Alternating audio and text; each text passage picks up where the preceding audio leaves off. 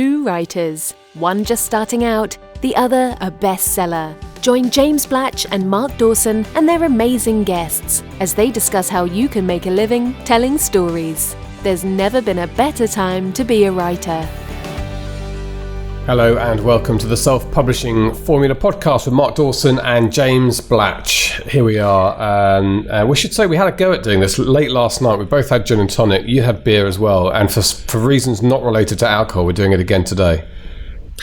Yeah, because we like to be professional, and it wasn't quite right. And also my hard drive filled up as we were recording, which was about as professional as you can expect from me after a gin and a beer. But we set high standards, and it's very nice that people do occasionally comment on that and say that we have high production values, and we do work at that. So we appreciate your comments. Well, you do. You. Yeah, you turn up. You're show and go. We call you in the business. That's me. And it's a busy time for us, obviously, at the moment. We're running up to one of our occasional course launches, and this is the big one. It's advertising for authors, sort of flagship course, and we can announce the date because that's been settled this morning. So that will be released on, do you want me to do a drum roll? I'm doing one now. November the 8th, 2017. 10 p.m. UK time, which is 5 p.m. Oh no, do you know what? I haven't even checked. Have we probably by accident got that crossover time with American time? God. I don't know. I'm not even going to look at that yet, but it's 10 p.m. UK time. Hopefully 5 p.m. in New York, and that would be 5, 6, 5, 4, 3, 2 p.m. on the West Coast. But anyway, I'm not getting involved in that. As I had a phone call with Amazon Marketing Services in Seattle to talk about AMS, and I was on the line at 9 p.m. expecting them both to be there, and of course I'd said GMT. No, I said GMT, and it's still BST. So they were waiting. They weren't on for another hour, and of course I was like, it's their fault. How they've made a terrible mistake, and well, at least it was that way around. It's my fault. It would have been. I suppose you would have felt worse if they'd been sat there for an hour waiting for you. I don't suppose I would have stayed for an hour, but as is, I just felt like an idiot, which is not unusual when it comes to time zones and things. Standard for me. Now that we're not farmers anymore, or not many of us are farmers anymore, I know you live in very rural areas, so do I. I do wonder how long the daylight savings is going to go on, but anyway, it's too difficult to change it at the moment, so it's there. Okay, so yes, November the 8th, advertising for authors, and we're just settling down on some of the detail of that, such as the place to go to see the course and read all about it and potentially purchase it, and so all that information will go out. Just make sure you're in our Facebook groups and on our mailing list, and you will hear about it. I've recently got back from a couple of weeks in the States where we spoke to a whole bunch of people who've taken the course at various stages, some right at the beginning and some much more recently. And we had an absolutely brilliant time. It's always heartening to hear people talking in such glowing terms about the course, and just always heartening just to be within the positive feel of self-published authors who are getting on and changing their lives and improving their lives with their writing. So I've got too many to name, but we're rolling out those little films onto Facebook. We actually rolled out Garrett Robinson this morning. We went to see him in Oregon along with Maggie May Lynch.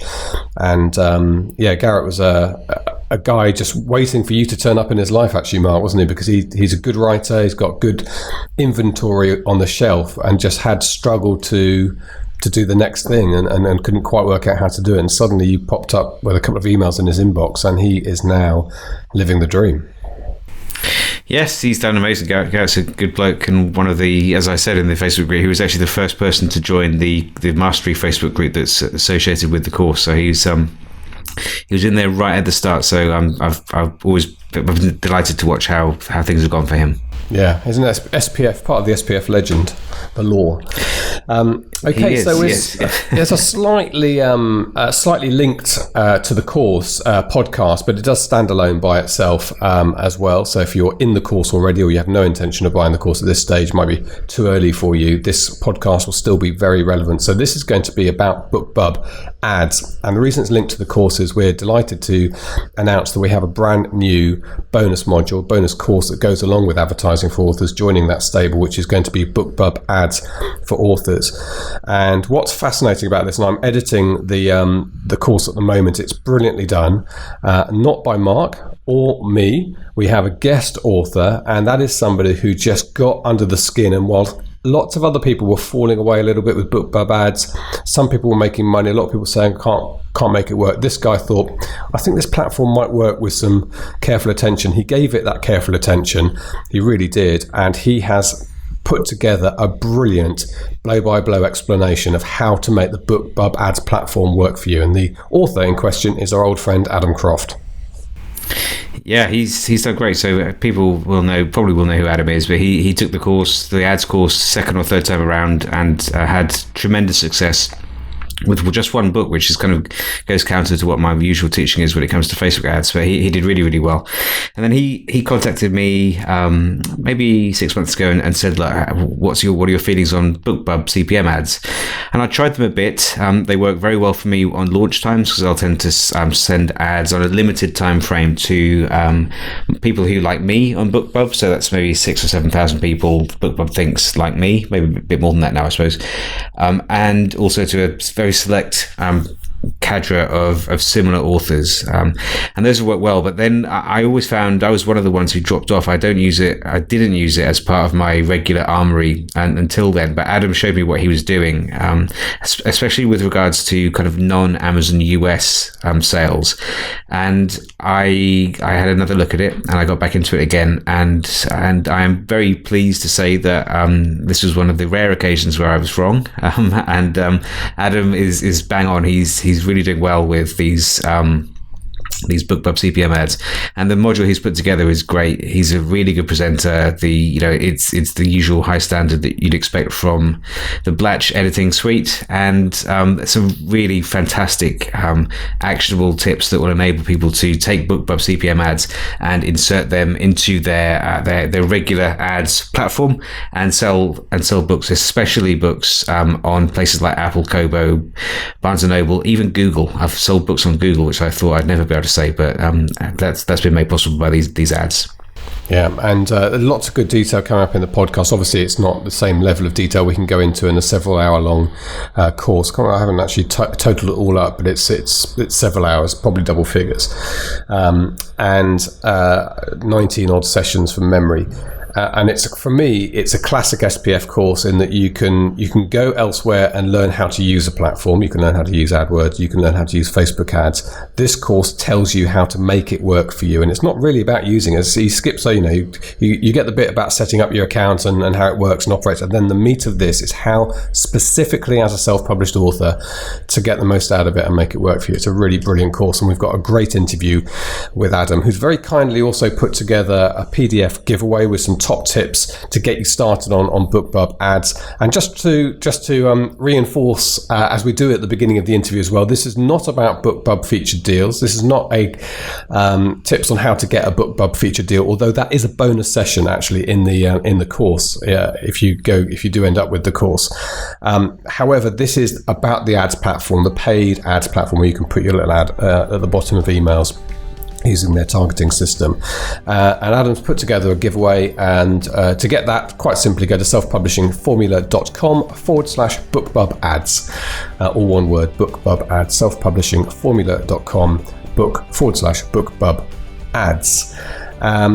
So Mark, I think we'll go into the interview and listen to what Adam's got to say. It's a great interview, and I hope you're going to get a lot out of it, and then Mark and I will have a little chat off the back. So Adam Croft, I think you get more mentions on the podcast than almost anybody else. And I was interviewing, I've just got back from the States, and we were interviewing Johnny B. Truant and Sean Platt from the Self-Publishing Podcast. And they've launched a really interesting new product, which is effectively, it's when you sort of buy a book framework, but because they're editors and they are, publishers, they are basically selling a service where they write the whole thing in detailed plot. You have high converting cover, high converting taglines, and then they work with you. You pay $5,000, I think it is, for it. They work with you as you produce the book. So it's an interesting service in the sort of a developing world that we live in of self-publishing. And of course, I mentioned you as starting with something high converting and then writing the book backwards. And they loved the little story of the tagline and the book and the idea and the Facebook advert and then the kind of reverse engineer, because that's your background. And I guess we should start, before we move on to the meat of today's subject, with a bit about you. review for people who are somehow there must be someone somewhere who's unfamiliar with your story. Why don't you give us the skinny? I'm sure there are plenty of them. I've been writing professionally for about 7 years now, and I was just about muddling along for quite a while, paying the bills and the usual kind of story. And it was my 9th book that really kicked things off, Her Last Tomorrow, which is the one that you mentioned, having that very marketable hook and kind of coming at it from that concept and knowing that it would be one that could be used with some powerful marketing. But that wasn't something that I really realised until a little bit later on, actually. I'd written probably 3/4 of the book, wasn't able to get it finished, and it sat in a drawer unused until I discovered the Ads for Authors course through SPF, or Facebook Ads for Authors, I think it was then. And started to use it for a few of my books and got some success, but realised that my books just weren't going to be attracting enough attention. There was nothing particularly special about them that was going to stand out from anything else in people's Facebook news feeds. And then I remembered this book that I had that was kind of 3/4 done and I couldn't get finished, and it wasn't in a series, and everybody says write in a series. And I thought, well, if anything's going to make Facebook ads sing, it's going to be this one. So I plugged away and I got it finished and I put it out and I started firing some ads to it, and it worked. So that was the book that kind of tipped things over the edge for me, and meant that rather than writing just being a kind of a job, something that I do and that just kind of brings in some money, it became my thing really, and it's now income for my whole family, which is great. Yeah, I mean, and you're being a little bit modest because it's even more than income from your whole family. We're not talking about a sort of an average salary. You've done very well from this. Well, from that one book, and now you've built on that. Yeah. I mean, I'm now at the point where I think I'm just approaching 1.3 million downloads of my books. So yeah, that certainly changed a lot. I think that's responsible for a large amount of them, and the book that came afterwards as well, which had been snapped up by Thomas and Mercer, which went to Kindle first as well, was responsible for a lot of those sales and a lot of that exposure as well. So yeah, it's kind of kicked on from there, and it's like all authors, anything in this industry, you have good months and you have bad months, but generally speaking, it's a lot better than it was before. Yeah, it's good. And your life's changed as a result of that in a few ways. I know that your wife has been able to give up her job, and you're about to move. You've cleverly made your house look like it's normal, but I know it's not. It's the one room I've not been allowed to pack yet because I've got a couple of interviews and videos to do still. So I've got to make it look like I'm here busy working when I'm actually busy frantically packing boxes instead. But yeah, it's allowed us to sort of upsize the house as well. We've got a young child now, so it's a case of having to rather than wanting to. And yeah, my wife now works with me on the marketing and the publishing side of things, which allows me to focus more on the writing. So yeah, it's kind of become a family business, really. Great. In a strange way. But that's in a good way. Oh yeah. So today we have you on, Adam, because obviously clearly you have mastered many aspects of social media advertising. You're a man who can make things work. Well, you are. You're more than getting there, as your bottom line would show. You can optimize and dig into the detail and so on. And when a couple of the newer platforms came along, AMS Ads and BookBub Ads, we know that you're somebody who takes a great interest in those and makes them work if they can. And BookBub Ads have been successful for you. They have, yeah. Fairly recently, though, I was one of the first people in on the testing when it opened up. A year or two back now, I think. And like most people, I played around with it and I set up some ads, and I thought, yeah, it's nice, but it's the audiences are small. It's not something you can easily tweak and use to your advantage, and I kind of left it alone, really. And it was a few months ago, in one of those sort of laying awake at 3 o'clock in the morning listening to a baby scream moments, that I suddenly started thinking more about it. And when I thought about the background to BookBub, what it is, where those audiences come from, how BookBub builds those audiences, I started to kind of think more about it. And they changed the system a little bit around that time as well, so that you could split off targeting different vendors with one ad, and you can see what was working and what wasn't. So I started to try again and dug down in a little bit more detail, and my wife and I have been doing that now for for probably about 6 months, something like that, testing it in more detail. So yeah, 6 months and about $10,000 later, I think I'm about ready to share it all. So it's definitely something that can. It's not something that you will replace Facebook ads or AMS, but used in tandem with it is, I think, sort of completes that trinity.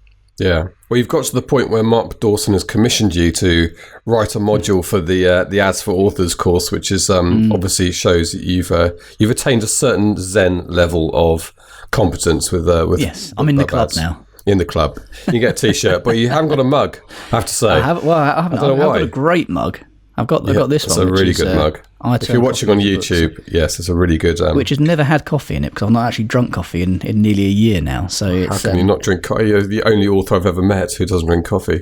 I used to drink about 8 cups a day, and last Christmas I got quite ill, not because of coffee, but I just didn't fancy coffee for a long time, and after about 3 weeks I thought there was no point in going back onto it, because I was clearly addicted before, so I've been on the green tea ever since. Green tea, very good. Try.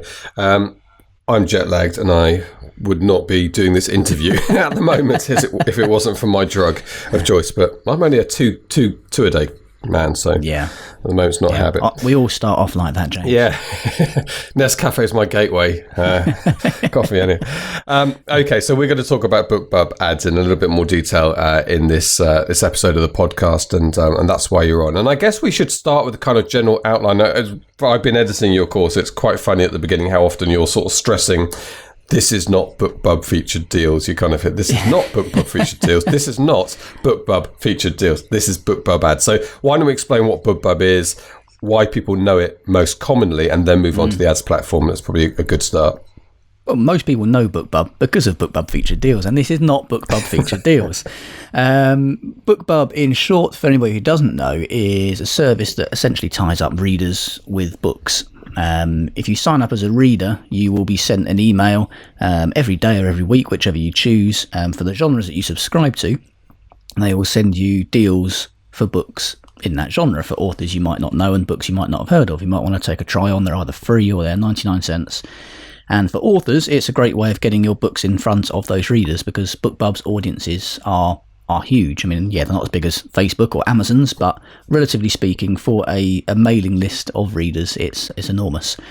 Generally speaking, what we're talking about is these featured deals, which you pay a lot of money to be included in. For me, in my genres, it's generally low 4 figures to be included for one day, but you will usually make your money back, and that's why it's been the holy grail of authors for a long time, and they've always been very keen on getting these featured deals.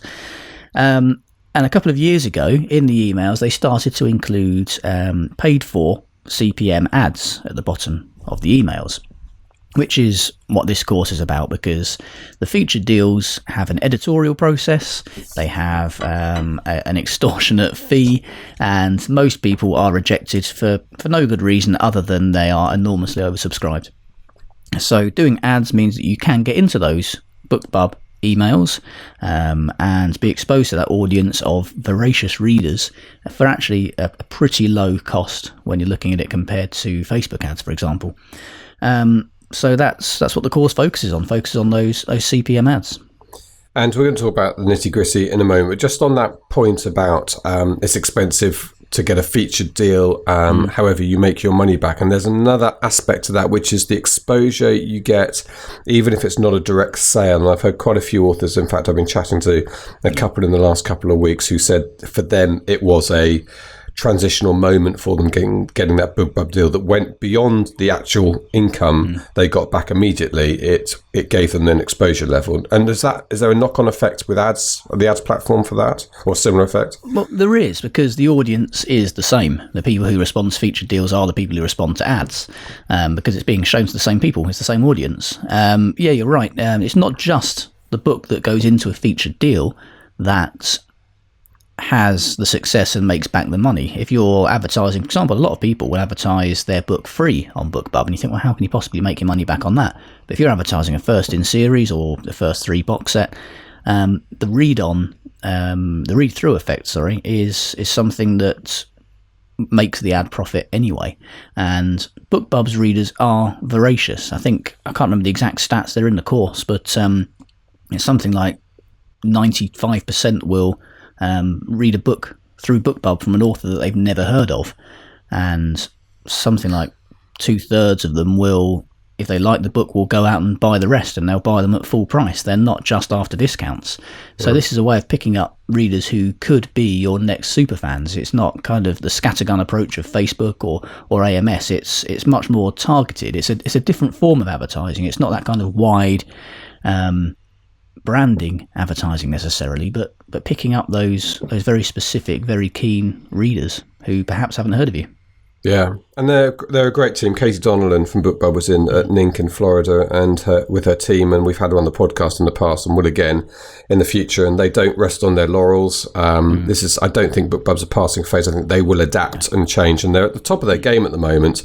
And the ads platform was a natural movement forward for them, I think. So let's bring our focus onto the ads platform. First of all, I think we're still at the stage where you... probably always will be with them, I think, where you have to be sort of in inverted commas invited to take part in ads. Is that the correct term? There's a process you go through? Yeah, there's a waiting list you have to join. Not quite sure how long it is at the moment or how long you have to wait. There's different stories on that, so I'm not quite sure on how the kind of the inviting order works and how many people are being invited, how often. But the best thing to do if you're listening to this now is to get on the waiting list.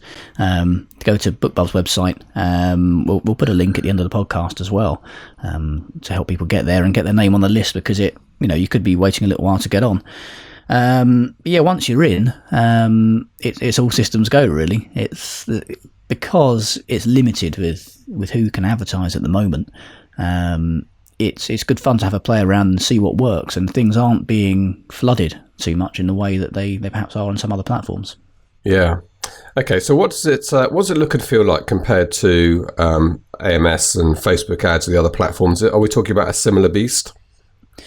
In some ways, but I personally think it's better to use. Certainly from a reporting point of view and from a usability point of view, it trumps both Facebook and AMS. I mean, Facebook can be very confusing when you've got Power Editor and Ads Manager for setting up ads and all the rest of it. And we've got Power Editor at the moment. Some people are clinging onto it, but it's that's being phased out. That's another aspect of the Facebook platform, that it changes a lot. And believe me, we know all about that because we have a course geared around it, and we frequently have to change it. But so they're collapsing it down to the single Ads Manager. Yeah, and it is confusing and it is bloated. It's used for much wider things than just advertising books, so there's a lot of stuff on there that you just don't need. And similar for AMS, really. Anyone who's used AMS probably doesn't need me to comment on the reporting and the stats side of things and how accurate and up to date and useful that is. He says through gritted teeth. With heavy sarcasm. But BookBub kind of breaches that gap quite nicely, because it is for authors only. You can't advertise anything other than books on there. You can't even advertise your mailing list. It's literally books for sale that you advertise, and the reporting is fantastic. It's pretty much instantaneous as well, and it doesn't suffer from this kind of needing to settle effect that Facebook does, for example. So you don't need to wait a week to see if an ad is working. You will normally see within the first day what's happening with it, so you've probably only spent $1 or $2 before finding out it works or doesn't work. And I've completely forgotten where I was going from there. That's all right. We're talking about the platform, and I guess in my mind was somebody who perhaps has just got into one of the platforms, AMS or Facebook ads, whatever, and thinking, am I going to be able to master this? Is this going to be too complicated for me? But actually what you're saying to me is it's aesthetically and reporting wise perhaps a little bit easier than some of those other platforms. Yeah, if you're not somebody who's technically minded, and if you are scared and put off by Facebook ads and setting them up, and the same with AMS, I would probably say jump in with BookBub, because it is probably the most easy to use platform out there.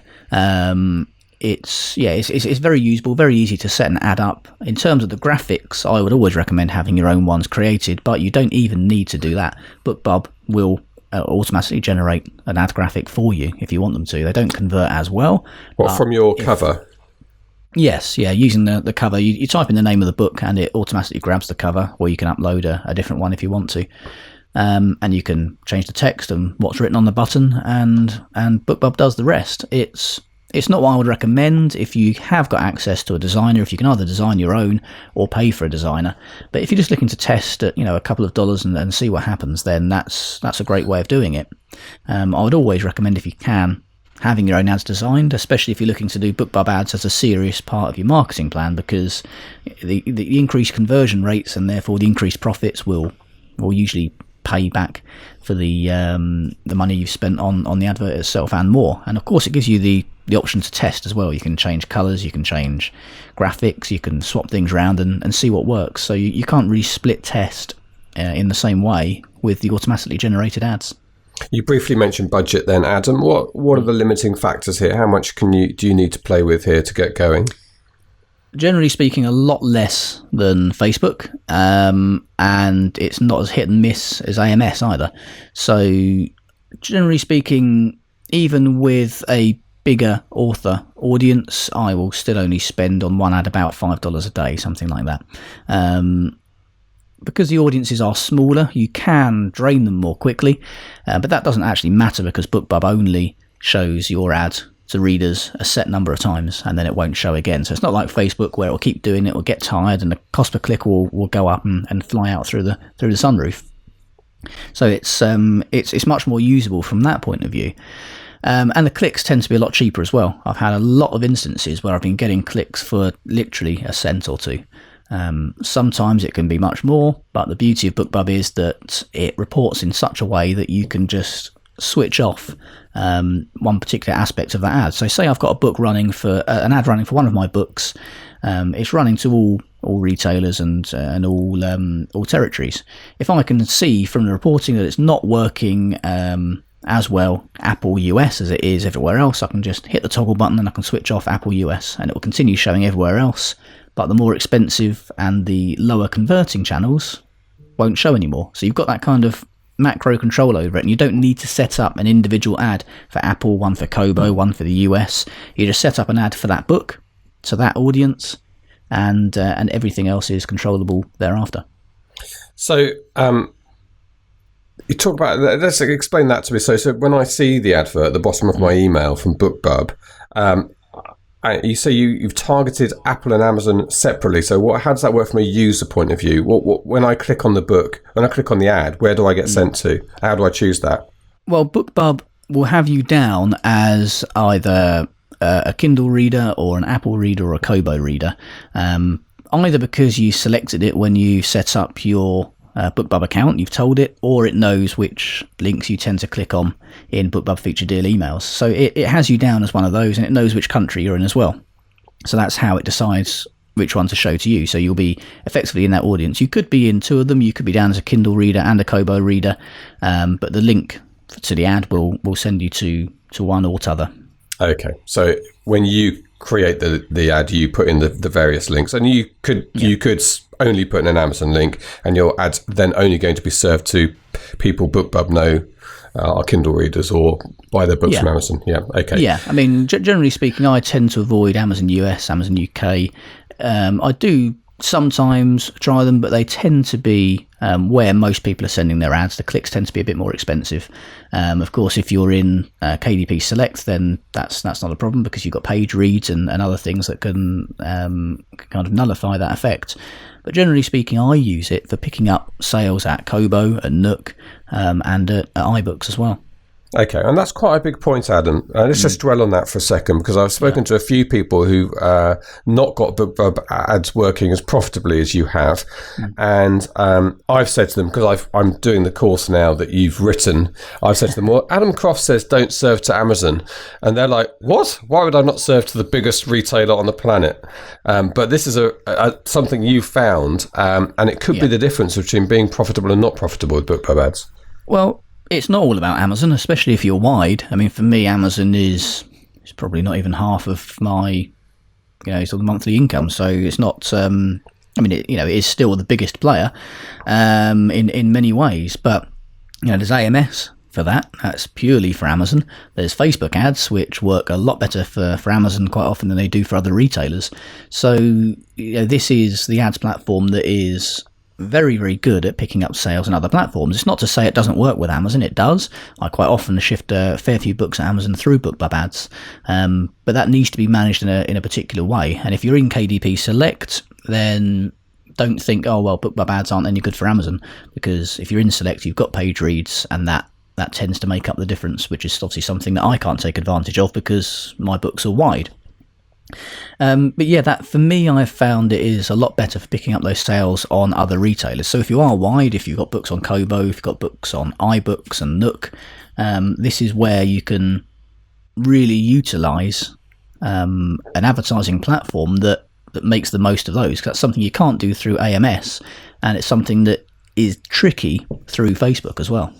Great. Well, there's one big takeaway from this interview today for people to try if they're looking to get these into profit for them.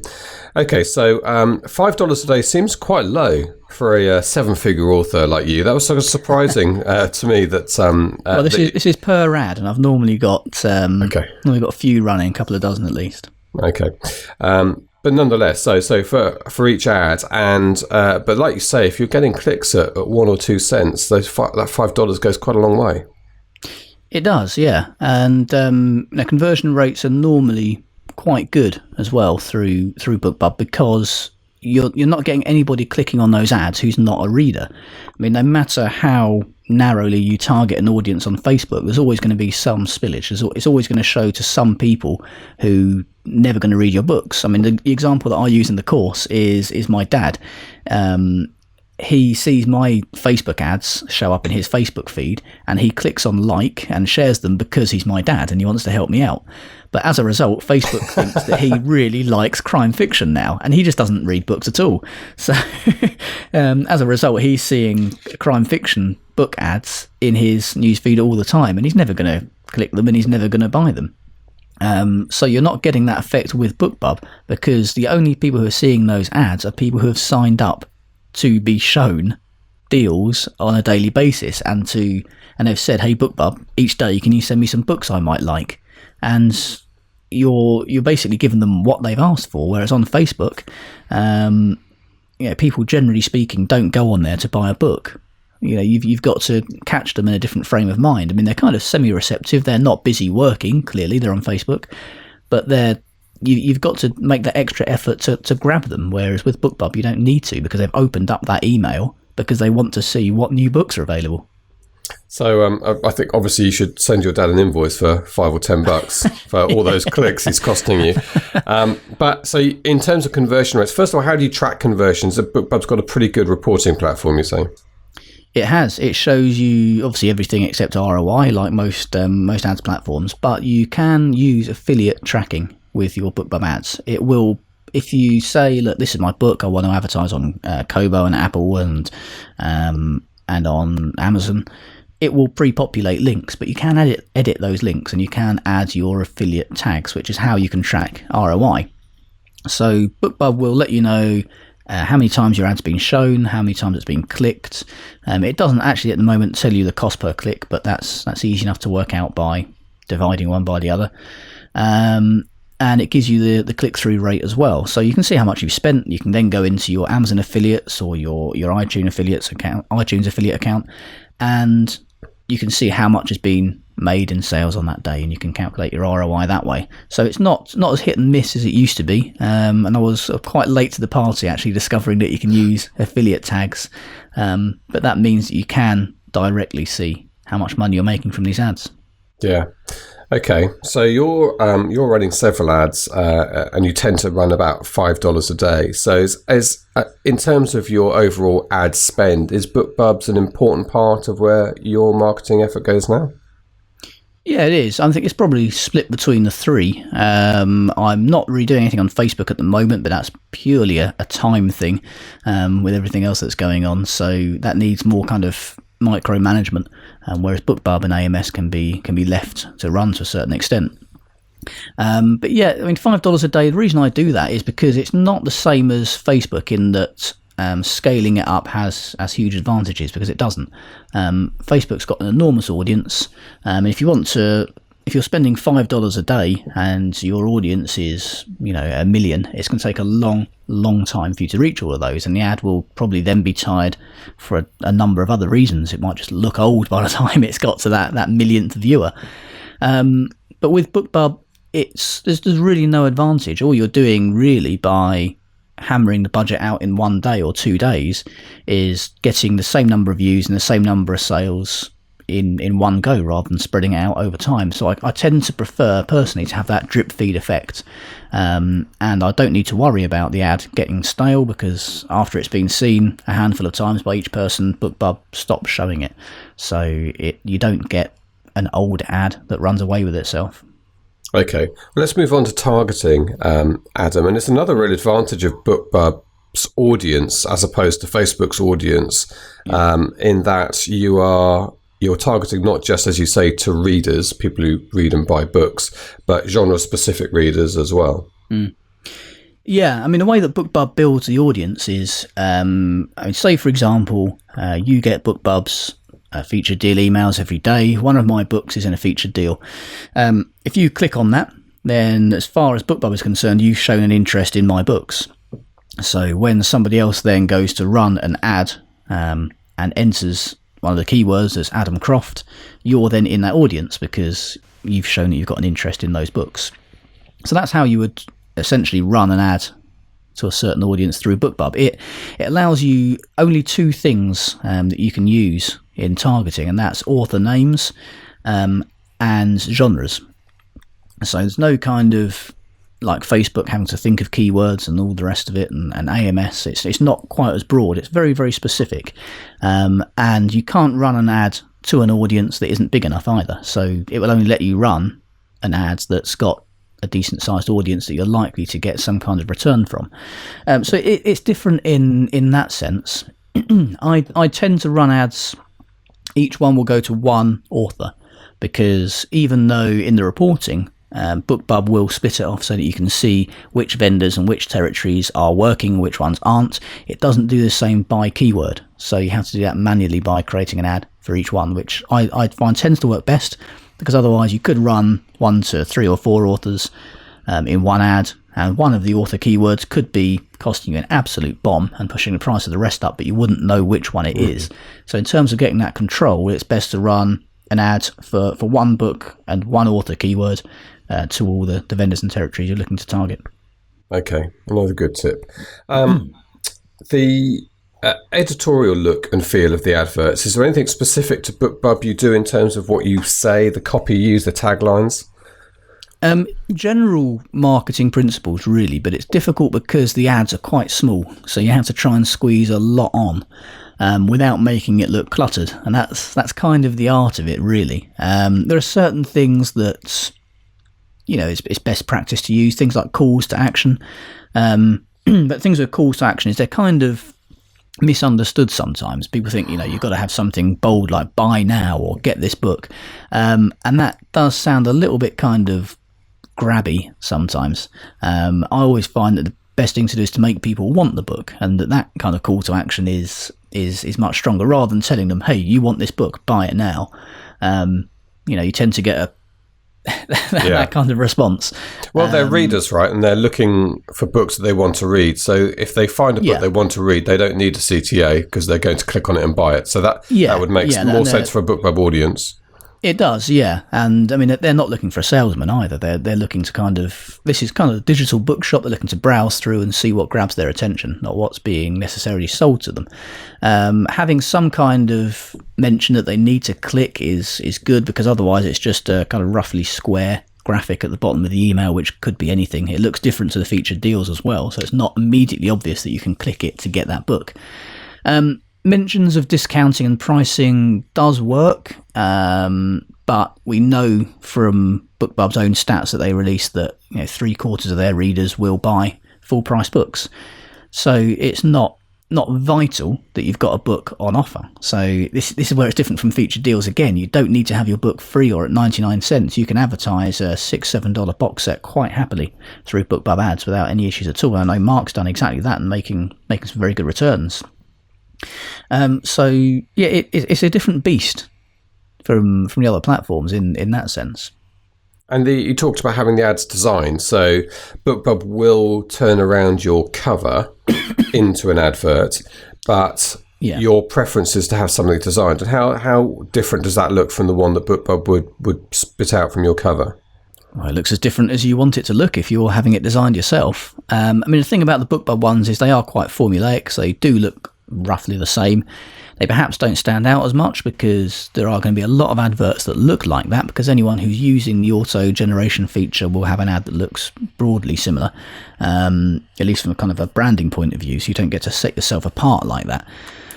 So that's one downside to it. That's perhaps why they don't convert as well.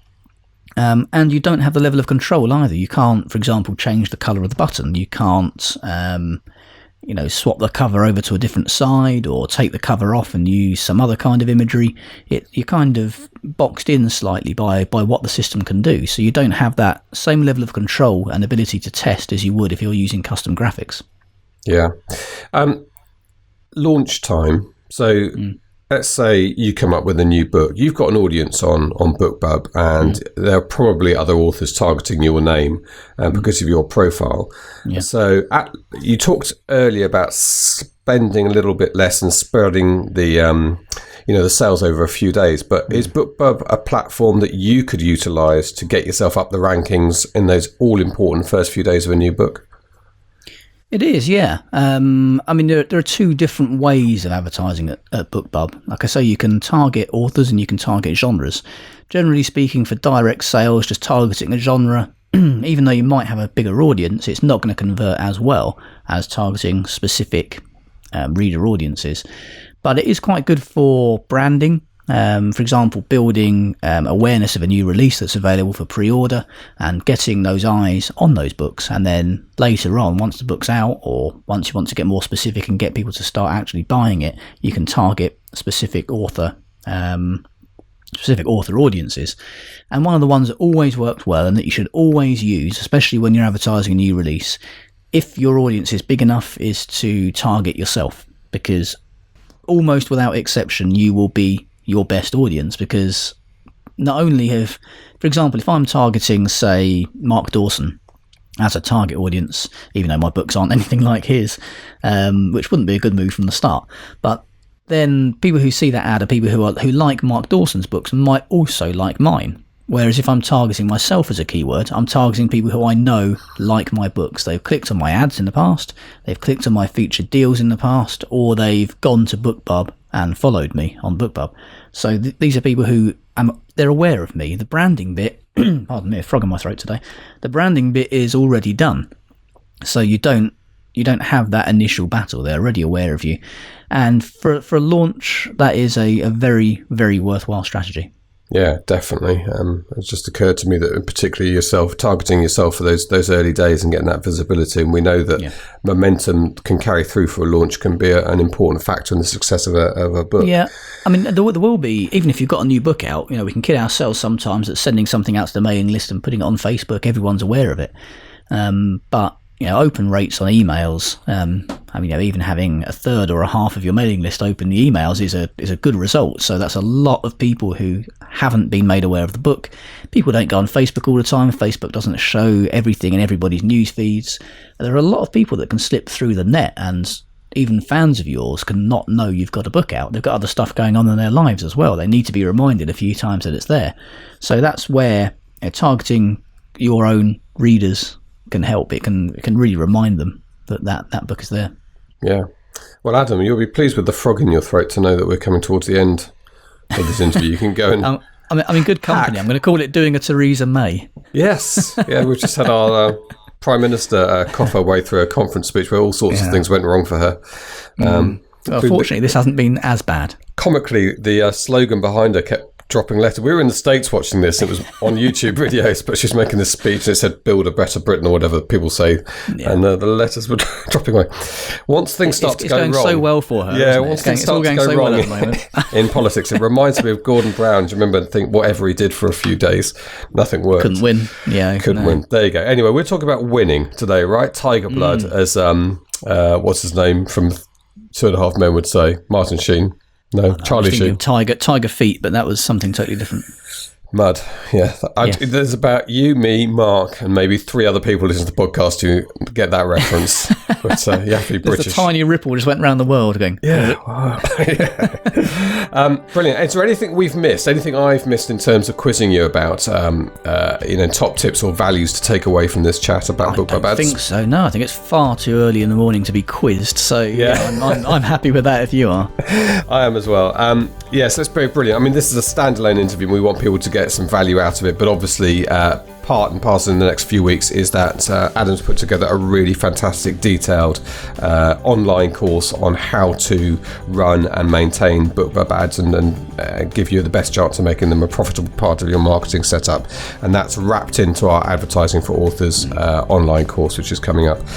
Can't remember when this is going out because it's very early in the morning, as you say, particularly for me. I don't know what day it is today. I'm living in a different time zone and you're about to move, so we're all over the place. But it's coming up soon. Adam, thank you so much indeed for taking time out of your incredibly busy schedule. We appreciate it.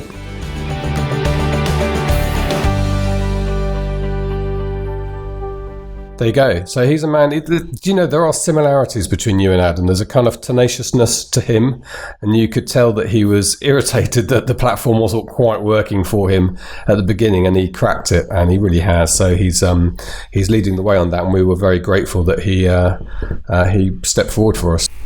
I'm glad you said that, not hair loss. Well, you know, lack of hair. That's another thing. And beards. Actually, has he still got his beard? It's not as fine as mine. He's moving house as we speak, so I imagine he probably hasn't shaved for days. Yeah, he's probably learning a whole new vocabulary to go into his books of profanities. But yes, no, I wasn't going to say anything as rude as to draw attention to the fact that you are both follically challenged. I think I turned my camera on today. I noticed that I'm also starting to go that way. Stress. That's what it is. Well, I look like Father Christmas at the moment, and I just realised I've been stroking my beard all the way through this, which kind of people on YouTube may have noticed that, but it's kind of like a Bond villain stroking. I don't know. Yeah, terrible. I need to. Once we get out of this course, I always do this when we're in the middle of courses and launches and putting things together. Everything else kind of goes by the wayside. Personal hygiene, relationships with family. Personal hygiene. That's why we're recording remotely.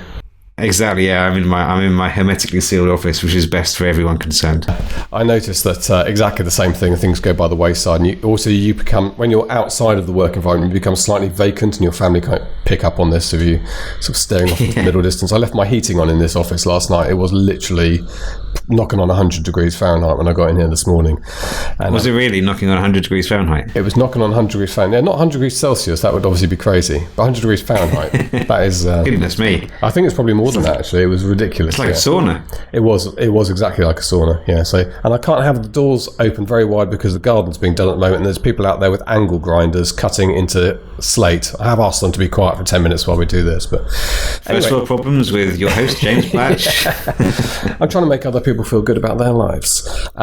Look, that's it. Let me just remind you that the PDF you can get from Adam Croft if you visit selfpublishingformula.com/BookBub Ads.